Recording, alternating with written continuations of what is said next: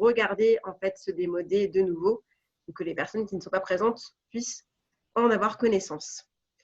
Pour rappel, les consignes sont donc les suivantes. Je vous demanderai premièrement de bien vouloir couper votre caméra pour ceux qui l'ont mise, de couper votre micro également afin de ne pas faire d'interférence pendant la présentation donc, de Laurent aujourd'hui. La startup aura donc 5 minutes. Donc, Vox Futurae pourra présenter et revenir sur son projet. Mais j'imagine que le projet, vous connaissez déjà un petit peu puisqu'il était en ligne sur le site neotourisme.fr et sur notre chaîne YouTube. Ensuite, vous aurez donc 20 minutes pour poser des questions. Donc, je vous conseille et je vous invite à cliquer sur l'onglet en bas de la fenêtre Converser pour poser vos questions. Je poserai ensuite vos questions en indiquant l'auteur de la question, donc merci de préciser qui vous êtes. Et si jamais on peut, et si vous le souhaitez, vous pourrez très bien partager votre écran et également remettre votre micro pour poser la question à Laurent. Et enfin, il sera temps de conclure cette troisième session pour poursuivre sur la prochaine qui aura lieu justement 15 minutes après. Donc, on va commencer avec Laurent Thomas qui est présent aujourd'hui et qui représente Vox Futurae. Donc, Laurent, est-ce que tu peux nous réexpliquer un petit peu la solution d'innovation que tu proposes? Oui, bien sûr. Donc bonjour, moi je suis Laurent Thomas, cofondateur de Vox Futurae. Alors, je fais un petit document de présentation que je vais partager en même temps que je réalise la présentation. Dites-moi si vous voyez bien mon écran. Très bien. Normalement, vous devriez voir la doc en plein écran. On voit. Donc, nous, Vox Futurae, en fait, on est né d'une raison d'être qui est d'initier et faciliter la découverte pour tous, avec un objectif, en fait, qui est d'amener la découverte et la culture, de la rendre accessible un peu à tout le monde, de faire en sorte que même ceux qui sont éloignés, en fait, ils viennent et bénéficient d'une bonne expérience. On a créé le produit que vous avez peut-être vu dans la vidéo sur neotourisme.fr qui s'appelle Epox, avec un objectif qui est de partir d'une histoire et de permettre en fait au public, qu'il soit consommateur de lieux de culture ou qu'il soit sur des sites touristiques, en fait, d'utiliser librement notre outil, de se balader dans l'histoire et en fait d'en récupérer les éléments qui font sens pour lui. L'objectif est donc de faciliter la découverte, que ce soit en amont d'une visite ou sur site pendant la visite. Donc, pour ceci, nous avons créé un outil qui s'appelle Epox. Alors, je vais également faire une petite démonstration d'1 minute sur Epox. Donc, là, je vais partager. Il est là. Voilà. Donc, là, vous avez mon écran. Donc, voilà. Ça, c'est une petite démonstration de ce qu'on a réalisé, en l'occurrence, une petite balade, une découverte de la Loire. Donc, l'objectif ici, c'est de permettre en fait aux visiteurs de se balader dans le temps et dans l'espace pour bénéficier en fait d'une découverte un petit peu panoramique de la Loire. Donc, en l'occurrence, le but n'étant pas de créer une balade, mais plutôt de donner envie aux gens de s'y rendre. Donc, soit lorsqu'ils sont sur site, par exemple, au office du tourisme, soit en amont d'une visite, éventuellement, par exemple, sur Internet ou sur leur téléphone. Donc, l'objectif, c'est de permettre d'animer un petit peu les choses, de rendre l'expérience ludique. Donc, en l'occurrence, on a mis des personnages qui se baladent pour bien montrer qu'effectivement, ici, on est sur la découverte de la Loire et qu'il existe le parcours de la Loire à vélo. On peut également découvrir des lieux lorsqu'on clique dessus pour avoir des informations. Également des zones. Donc, en l'occurrence, je suis en train de découvrir les vignobles de la Loire. Je peux avoir quelques petits renseignements sur les vins de Chinon. Et je peux mettre à disposition en fait un ensemble de contenus qui sont des contenus audiovisuels ou textuels, donc en l'occurrence des images ou des vidéos. Lorsque je fais ça, en fait, je mets l'utilisateur dans un contexte qui va lui donner envie de découvrir en fait là en l'occurrence la Loire. Il va pas forcément aller voir tous les éléments. Et s'il ne retient que quelques-uns, que ça lui donne envie, par exemple, d'aller voir le château d'Angers ou découvrir les troglodytes à Saumur, en fait, on a déjà en fait réussi le pari qui est de donner envie d'explorer le territoire et de faire venir et découvrir le territoire, valoriser les pépites territoriales par ce biais. Donc, j'arrête la démonstration, on pourra y revenir lorsqu'on passera sur les questions un petit peu plus tard. Je vais repartager ma présentation. Hop, la voici. Donc, on met à disposition aussi un petit éditeur pour rendre. L'objectif, c'est de rendre ça souple, parce qu'en fait, on veut que tous nos clients, donc qui sont des lieux de culture, des offices du tourisme, des sites de visite ou de valorisation du patrimoine, puissent mettre à jour facilement leur contenu. Donc, je pourrais également vous présenter un petit peu l'éditeur lorsqu'on sera sur la partie questions-réponses. L'objectif, c'est d'avoir quelque chose de souple, quelque chose qui soit pas figé dans le temps, mais que vous puissiez bénéficier en fait, on va dire de la temporalité, si vous avez des événements saisonniers, ou tout simplement parce que vous rajoutez les sociopros et que vous voulez mettre en avant, que vous voulez gérer des thématiques particulières, tout simplement se coller à l'actualité. Donc là, je vous donne quelques petits exemples de ce qu'on a pu réaliser. Donc là, un premier exemple qui est sur l'expérimentation qu'on réalise justement avec le TIL actuellement, le Tourism Innovation Lab, à l'abbaye de Fontevraud. Donc là, on est sur une expérience qui est vraiment basée sur quelque chose de culturel. On est dans la salle Julie Dantin, dans l'abbaye de Fontevraud. Et le but, en fait, c'est de donner une dimension temporelle à l'emprise de l'abbaye, en fait, sur tous les prieurés fontevristes. Voilà, pour résumer, en moins un petit peu plus d'un siècle, en fait, il y a eu plus d'une centaine de prieurés qui ont été, soumis, on va dire, à l'emprise fontevriste. Ça a eu un impact historique assez fort. Et là, l'objectif, c'est de permettre aux gens de défiler le temps et de se rendre compte à quel point, en fait, en très peu de temps, ça a conquis la France, mais aussi une partie de l'Europe, en Angleterre et en Espagne. Un autre exemple de ce qu'on est en train de réaliser actuellement avec l'Office du tourisme de Saumur, donc, qui a lui pour objectif de mettre en avant sa filière troglodytique. On va permettre au public de découvrir tous les sites troglodytiques et ce qu'ils peuvent y réaliser en créant une sorte de petit parcours assez rigolo et en mettant en avant les lieux vraiment qui peuvent être visités. Donc, comme ça, les gens peuvent se projeter, se dire bah, tiens, je peux aller voir cet endroit-là, où je me fais un parcours, le matin, je vais visiter un tel site, ensuite, je vais faire un petit pique-nique, après, je vais aller voir les mystères de Falun. Donc voilà, l'objectif, c'est de donner encore envie vraiment de découvrir des choses qui ne sont pas forcément très connues. Là, en l'occurrence, c'est un public qui est, on va dire, national, mais aussi un public qui est local. Et pour terminer avant les questions, donc nous, qui sommes-nous, l'équipe Vos Futurs Arrêts. Donc aujourd'hui, on est 4, on est 3 cofondateurs et on vient d'accueillir très récemment donc, Océane qui vient d'intégrer l'équipe, qui est spécialiste du marketing territorial et qui nous aide justement à nous adapter, à créer du contenu pour les professionnels du tourisme. Donc, moi, j'ai terminé la présentation. Je ne sais pas si j'ai tenu les 5 minutes, parce qu'il y a potentiellement pas mal de questions, donc il ne faut pas hésiter. Merci Laurent pour cette présentation. Je pense que tu as fait un petit peu plus court que 5 minutes, donc, mais c'est très bien. Au niveau de peut-être d'où vous est venue cette idée, parce qu'à l'origine, vous êtes donc 3 cofondateurs. Oui, tout à fait. Ouais. En fait, l'idée, elle est partie du principe à la base que lorsqu'on visite un lieu de culture, on ne se sent pas forcément invité. C'est-à-dire que on peut très bien connaître le thème, mais on peut aussi se retrouver. Enfin, moi, j'ai eu une expérience personnelle typiquement. J'étais au musée Beaubourg à Paris, donc au centre Pompidou. Et il y a un moment, je me suis retrouvé devant le salon Agam. Alors, je vous invite à voir un petit peu à quoi ça correspond.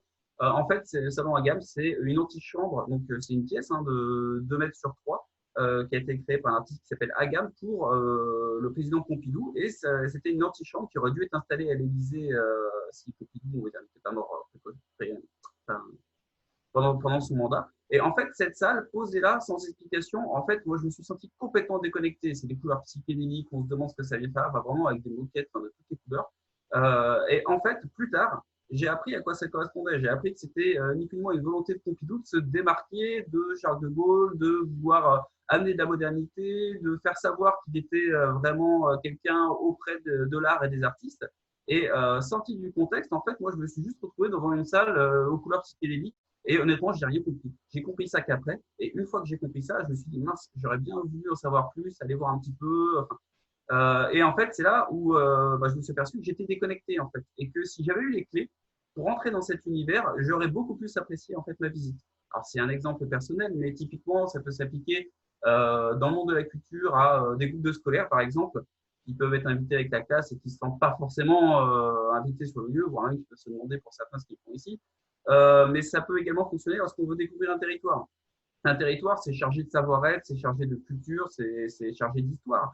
Et si on veut découvrir un territoire, en fait, il faut donner les clés également pour comprendre les gens qui l'ont créé, son histoire, qu'est-ce qu'on peut y faire, enfin, pourquoi il a été façonné de cette manière-là, pourquoi on a des tuiles dans le sud de la France et des ardoises dans le nord. Enfin, toutes ces choses-là, en fait, vont donner envie d'en savoir plus. Et nous, c'est ce qu'on voulait faire. Ok, Très bien. C'est vrai que ça part d'un exemple, encore une fois, assez concret, puisque ça part de ton expérience personnelle par rapport à un vécu. Euh, ce qui est intéressant aussi dans Vox Futurae, pour vous suivre depuis le début, c'est la façon dont vous vendez en fait maintenant l'application Epox. Au départ, c'est vrai que c'était Vox Futurae et désormais vous expliquez que finalement c'est un outil qui vous sert et qui sert en tout cas aux sites touristiques et aux offices de tourisme à raconter des histoires de façon vraiment ludique et interactive. Donc c'est vrai que pour l'avoir aussi testé en réel, vous vous retrouvez devant en fait une borne tactile, par exemple, ou carrément vous êtes sur le site internet de Vox Culturae et ça vous permet en fait de faire défiler, comme le montrait tout à l'heure Laurent, un petit peu voilà, comment on peut suivre le parcours de Léonard de Vinci, comme tu disais tout à l'heure, ou à l'abbaye royale de Fontevraud. On va regarder justement au niveau des prieurés et on va remonter tout ça dans le temps. Et en fait, ce que vous avez pu développer maintenant, c'est vraiment, j'allais dire, quelque chose de plus interactif, plus visuel, en développant des petits personnages avec des armures ou autres. Enfin, au départ, c'était assez simple. Et au fur et à mesure, vous êtes vraiment en cours de développement constant. Et donc, c'est ça qui est intéressant, en tout cas, comme projet. Et c'est super, je trouve ça génial à accompagner. Et peut-être autre chose, n'hésitez pas à poser des questions dans la fenêtre à côté si vous souhaitez, que tu n'as pas précisé. Quel a été en fait l'accompagnement duquel tu as pu bénéficier, donc toi, enfin, j'allais dire toi et tes collègues de Vox Futurae depuis le début de l'accompagnement du TIL? Alors déjà, ça nous a déjà ouvert l'esprit. C'est-à-dire qu'en fait, nous, à la base, quand on a rencontré TIL, on avait créé la solution avec vraiment une mission qui était culturelle. Et en fait, on s'est aperçu, grâce au TIL, que en gros, la filière touristique était aussi, on va dire, tout à fait concernée par le sujet. Donc déjà, ça nous a ouvert l'esprit. Ensuite, on s'est aperçu avec le TIL que il y avait tout un réseau qui était autour du TIL qui nous permettait nous en fait d'aller de dire nous accueillir d'expériences, de rencontrer beaucoup de personnes qui nous ont permis, on va dire, de développer vraiment notre solution, de comprendre quels étaient les besoins et en fait nous adapter vraiment ce qu'on a créé pour que ça colle aux besoins aux besoins, que ce soit des professionnels du tourisme ou de la culture. Ensuite, ça nous a quand même permis de participer à pas mal d'événements. Donc, je prends les rendez-vous d'utile ou les événements organisés ou co-organisés avec les membres du cluster d'utile. Là aussi, c'est beaucoup de richesse puisqu'on rencontre pas mal de monde, on rencontre aussi d'autres startups. Donc là, évidemment, quand on confronte nos idées et nos expériences, c'est comme ça aussi qu'on progresse. Et évidemment, ce que ça nous a apporté, c'est aussi l'expérimentation. Donc, nous, dans notre cadre, c'était vraiment ce dont on avait besoin, c'est-à-dire de confronter notre solution au monde réel, au public, aux professionnels, et l'objectif étant toujours de l'améliorer et de répondre le plus possible aux besoins. Effectivement, c'est vrai qu'il y a ça et je voulais aussi revenir peut-être sur l'accompagnement duquel vous avez pu bénéficier aussi avec la Creative Factory. Je sais que ça a pu vous ouvrir certaines portes à ce niveau-là. Maintenant que vous êtes installé dans un lieu spécifique, est-ce que tu peux revenir peut-être sur ça pour un petit peu qu'on comprenne Ouais, l'évolution de Vox? En l'occurrence, ça c'était des accompagnements qui étaient très complémentaires. Puisqu'en fait, pour moi, l'accompagnement du team tel que je l'ai vécu, en tout cas, c'était un accompagnement qui était vraiment orienté autour de la filière et comment en fait comment on aborde un marché autour de la filière touristique et culturelle. La Creative Factory, pour ceux qui ne connaissent pas, c'est un incubateur de la ville de Nantes. En l'occurrence, lui a plutôt une dimension développement business. Mais développement business, on va dire en début de parcours, c'est-à-dire identifiez bien vos marchés, comprenez bien quelle est la proposition de valeur et s'y adapter, créer une offre qui correspond au marché avec ce qui va bien derrière, c'est-à-dire le tarif adapté, quelque chose qui correspond vraiment aux besoins. En gros, vous avez une solution, oui, mais il faut qu'elle colle à un marché. Et les deux accompagnements, en fait, nous ont permis, on va dire, d'être complémentaires dans cette démarche. Très bien, merci pour ta réponse, Laurent. Je regarde sur le côté. Est-ce que n'hésitez pas à prendre la parole si vous souhaitez, si vous avez des questions à poser à Laurent avant de conclure sur ce démodé. Est-ce que tu peux aussi, Laurent, nous expliquer finalement quels sont les partenaires que Vox Futurae cherche à développer désormais? Alors aujourd'hui, les partenariats qu'on cherche à développer, ce sont principalement en fait les promoteurs du secteur touristique. Donc en l'occurrence, les offices du tourisme. En fait, ça va nous. En fait, il y a deux choses derrière. C'est qu'effectivement, c'est un marché qu'on est en train de développer. Donc évidemment, si on peut créer des partenariats avec des clients, on va dire qui seront nos premiers clients, en l'occurrence, puisque aujourd'hui on a plus de tourisme de Saumur, on va pouvoir créer quelque chose de vraiment privilégié et on va pouvoir vraiment faire coller aujourd'hui le produit et les histoires qu'on propose avec vraiment des cas qui sont très concrets. Donc ça, c'est des choses qui nous intéressent. Évidemment, les partenariats avec des sites de culture et des sites du patrimoine, puisque notre produit a pour vocation effectivement d'aider ces sites-là à mettre en valeur leur patrimoine et leur collection lorsqu'il s'agit de musées. Donc voilà, c'est ce qu'on cherche aujourd'hui effectivement à développer. Ok. Et du coup, par rapport à Vox Culturé, donc je me demandais, enfin, je pense que les gens veulent aussi savoir comment ça se passe, sachant que tout à l'heure, tu nous exposais le fait que Vox Culturé peut développer des histoires, par exemple, par rapport à l'abbaye de Fontevraud, peut en développer par rapport aux troglodytes. Comment ça se Oui. passe pour développer toutes ces histoires? De quel matériel vous avez besoin et sur quoi vous vous appuyez pour justement mettre tout ça en scène? Alors, en fait, on n'a pas forcément besoin de grand-chose, c'est que le contenu lui-même. Donc après, il y a deux façons de procéder. C'est souvent les sites de culture ont les équipes qui permettent de créer des histoires, auquel cas ils ont déjà la matière. Et les équipes, ils vont faire eux-mêmes. Nous, on va les aider, on va les guider, on va les accompagner. Lorsqu'il concerne les offices du tourisme, généralement, on va créer les histoires directement avec eux. Donc en l'occurrence, on a besoin d'un petit peu de disponibilité, un petit peu de temps de leur part, mais pas forcément beaucoup, hein, peut-être une journée ou deux. Et évidemment de la matière derrière. Alors, ça peut être de la matière qui existe déjà. Hein. Si c'est du contenu sur Apidae, par exemple, on peut le reprendre, l'intégrer. Et l'objectif, nous, derrière, ça va être de créer une histoire autour de ça. Donc, un petit peu de storytelling pour permettre de créer, on va dire, une aventure, quelque chose qui puisse se suivre. D'accord.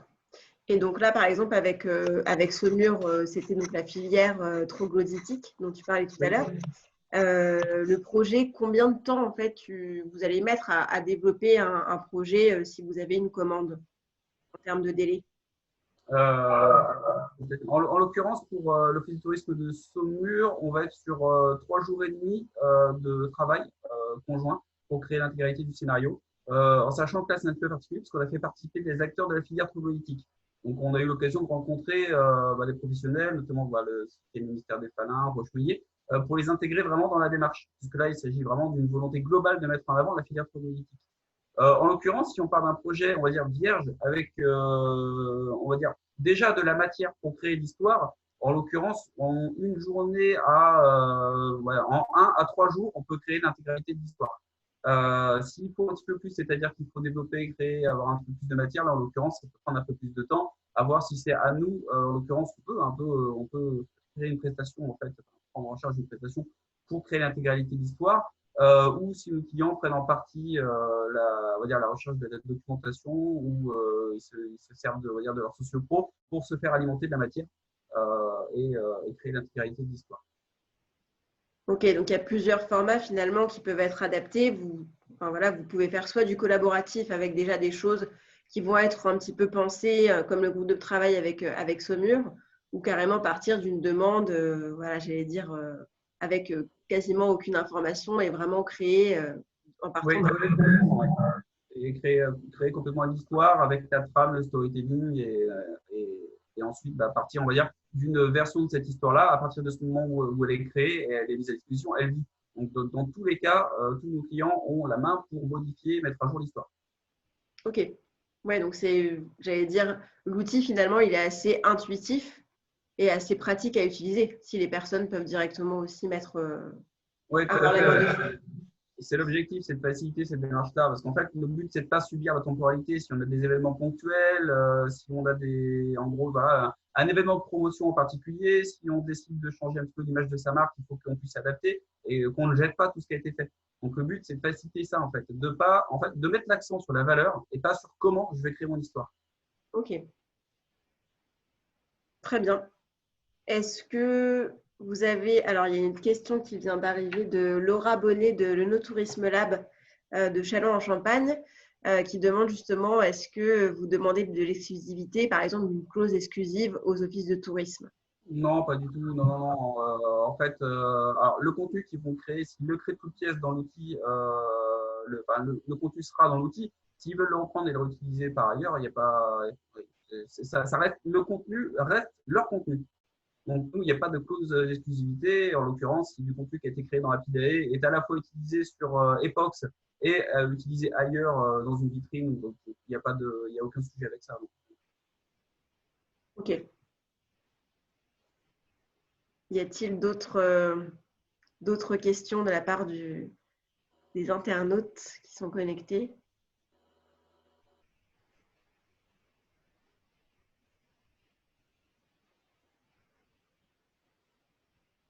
En tout Bah, de cas, rien. Laura te remercie pour la J'espère que réponse. c'est la réponse attendue.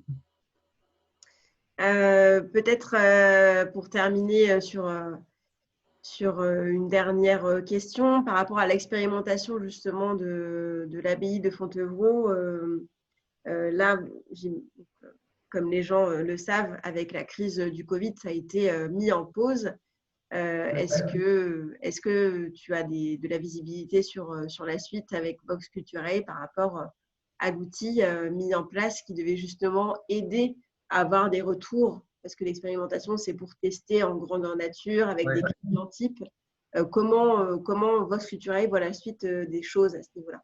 On va s'associer avec eux, puisque l'expérimentation qui était sur site, chez eux en l'occurrence, c'était sur une borne. Donc évidemment, avec le Covid, l'usage des bornes aujourd'hui, c'est pas forcément quelque chose déjà qui va être plébiscité à l'avenir, et encore moins aujourd'hui. Effectivement, c'est tactile, peut-être qu'il faut se mettre un peu de gel hydroalcoolique avant de réutiliser la borne. Donc en fait, on va probablement, enfin, on va travailler avec eux pour voir déjà dans quelle mesure ils peuvent remettre à disposition le sujet dans la salle Julie Antin. Et on va leur proposer également d'aller sur Internet. Parce que du coup, en fait, pendant la période du Covid, on a profité pour s'adapter et créer à la fois la version Internet et là, en très peu de temps, sur la version mobile aussi, téléphone mobile. Donc le but, ça va être de voir ensemble si ça les intéresse de prolonger l'expérimentation et d'être sur Internet. Auquel cas, ils n'auront pas la problématique des gens qui doivent toucher la borne. Et c'est également le cas aussi pour les offices de tourisme. On va proposer également à l'office de tourisme de Saumur. En l'occurrence, ça va leur permettre de mettre à disposition le scénario de valorisation des sites robotiques avant même que l'espace soit préparé. Ok. Et par rapport à ça, c'est vrai qu'effectivement, il va falloir s'adapter. Enfin, vous l'avez fait pendant la période du Covid à développer de nouvelles manières en fait, d'utiliser. Parce que c'est vrai qu'à l'origine, c'était sur une borne tactile. Donc, à voir comment ça va se poursuivre. Est-ce que par rapport à l'application que vous allez développer, vous avez un ordre d'idée de la date à laquelle ça sortira? Alors pour la version mobile, j'ai pas d'ordre d'idée aujourd'hui, mais enfin, ce sera probablement dans moins d'un mois. La version internet est sortie aujourd'hui. D'ailleurs, on a publié une version qui est pour le coup très très factuelle, que vous pouvez aller voir sur internet, qui est l'évolution en fait du coronavirus dans le temps, dans le monde. Et c'est la première version en fait qu'on a sortie sur internet. Et après, donc là, très bientôt, on va permettre aux gens de voter. Et tous les mois, on sortira une histoire sur Internet, une petite histoire rapide qui permettra un petit peu de montrer ce qu'on peut réaliser. En l'occurrence, la version Internet est disponible. Ok, très bien. Est-ce que tu peux nous remettre le lien dans la conversation? Comme ça, les gens pourront directement se rendre dessus. Oui, Puisqu'on arrive, on arrive à la fin de cet échange. Donc, merci à vous, à votre présence. Merci aussi à Laurent de Vox Futurae qui nous a un petit peu réexpliqué tout le contexte. Donc, je vous invite à vous rendre sur justement histoire.voxfuturae.fr, juste dans le lien de la conversation, si cela vous intéresse. Et surtout, n'hésitez pas également à échanger et entrer en contact avec Laurent ou avec Philippe Merca, si vous le souhaitez, de Vox Futurae, qui seront ravis, je pense, d'échanger avec vous et de voir, voilà, suite à votre demande, ce qu'ils peuvent faire pour vous. tout à fait. De réaliser une démonstration. Parce que là, je vous ai montré que quelques petits scénarios. On a des scénarios qui peuvent être faits sur des photos panoramiques 360 degrés. Enfin, voilà, c'est avec plaisir. Super. Merci beaucoup, Laurent. Merci à vous tous et je vous retrouve dans 15 minutes pour la suite du démodé avec une autre startup. Merci à tout le monde. Au revoir. À très vite. Au revoir.